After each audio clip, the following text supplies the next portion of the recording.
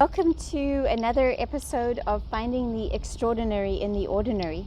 And I'm here with Lou Stark around the campfire. Lou, do you like camping? Not really. My wife and I had a couple of bad experiences, and Ooh, tell us more. since then, camping for us is maybe a Holiday Inn.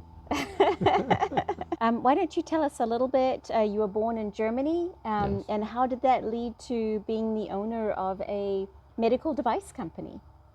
Um, well, boy, we came to the States when I was very young.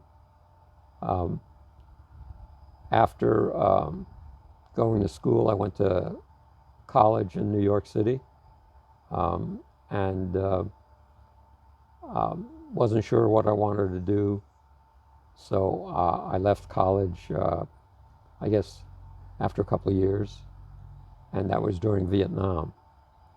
So rather than being drafted, uh, I was fortunate enough to get into the reserves, Army Reserves, and I joined a communications unit.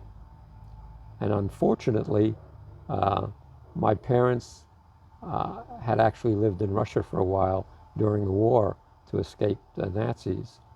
And as a result of that experience, I flunked my security clearance and they transferred me to a medical unit, which turned out to be really fantastic for me.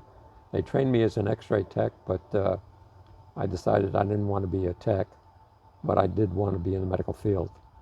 So eventually I graduated from college, moved up to Toronto, where I had some family, and eventually joined a medical company up there and started my career in the medical field. Yeah, fantastic. And this is where the courage really plays in. Listening to your career story, you went to Canada, you've spent some time in England, but it also, there's been times when you have, just said, this is not aligned to my personal priorities and I'm going to quit and, see what happens and go where I want to go. I joined a company out in San Diego, and they sent me overseas to London as a European manager, and it's probably the best job I've ever had. And from a personal point of view, we got to see parts of the world that we would never see otherwise. So it was a great experience. But eventually, we wanted to come back to San Diego. Unfortunately, um, the management that sent me overseas was no longer at the company, and instead of me coming back to San Diego, I ended up as a sales manager in Texas. And even though we had lived there once before, once you have a taste of San Diego, we just wanted to come back.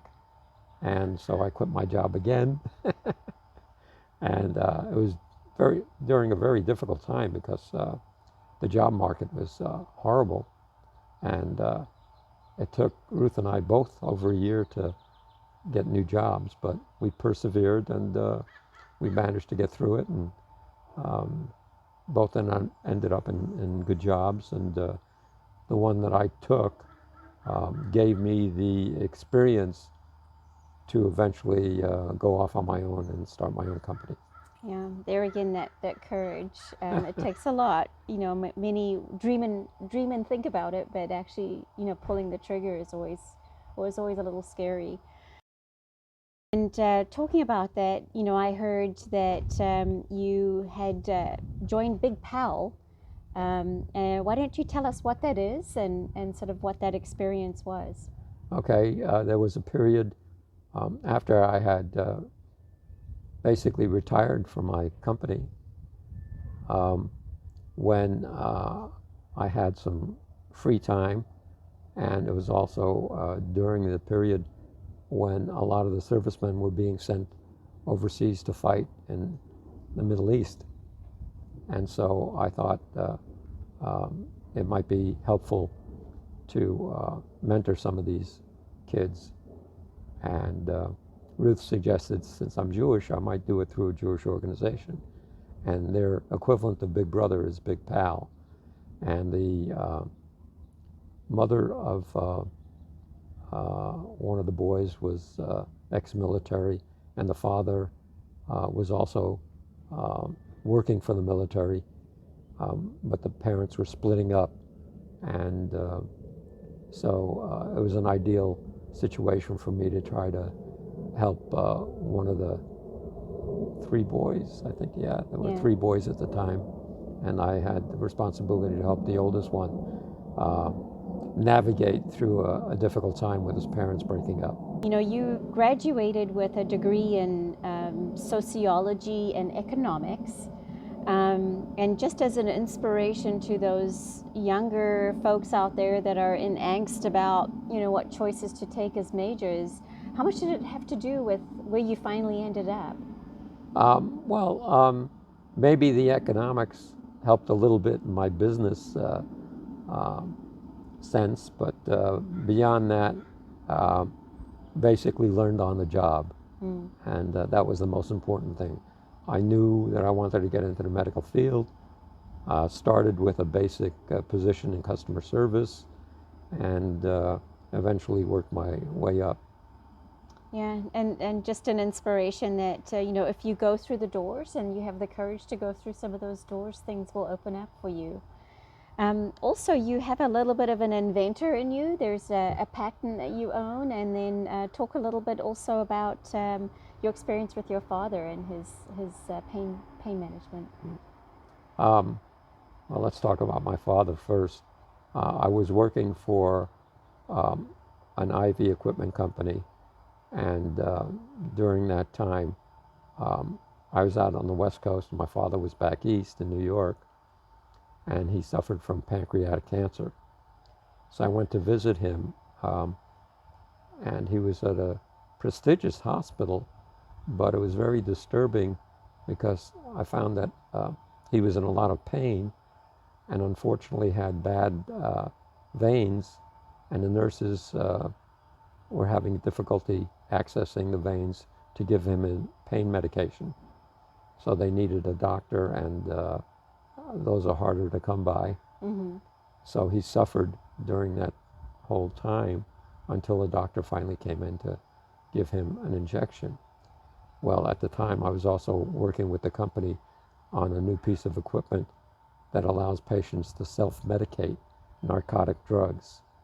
And it's a perfect example of where it's needed here, where they can't over-medicate themselves because there are limits put on the machine, but they're able to take it when they need it. Yeah. And that gives them a lot of confidence as well. Yeah, and I know they use it a huge amount in hospice and in home health or home hospital settings right now. It's just a standard practice. So just wonderful that you were able to be part of that. Now tell us about your patent. Well, I was also working for an IV catheter company and came up with a technique to introduce a heart catheter through the neck. And I worked with an engineer, and he applied for the patent, and he and I shared that claim once it was approved, and that was really great.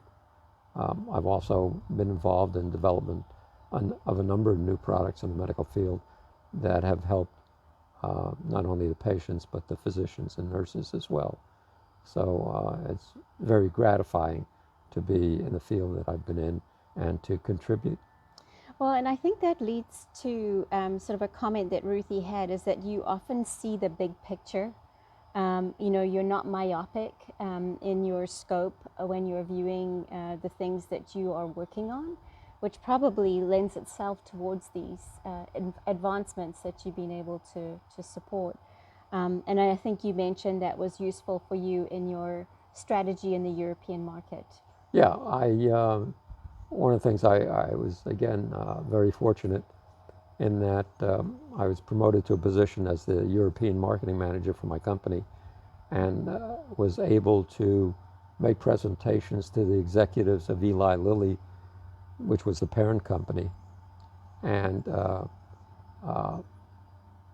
tried to helped them by suggesting that if they really want to get serious about being in Europe, they need not only to focus on American products that can be transferred over to Europe, but they have to develop products that suit the European market as well. And that's true not only of the products, but even in the terms of the sales and marketing strategies, which are going to be different over there than they are here. It's true. Yeah, having that worldview and that perspective from other people's point of view, very important. Well, Lou, I just wanted to say thank you. Thank you for sharing a little bit of your genius with us. There's a lot more to you, and we certainly appreciate your time.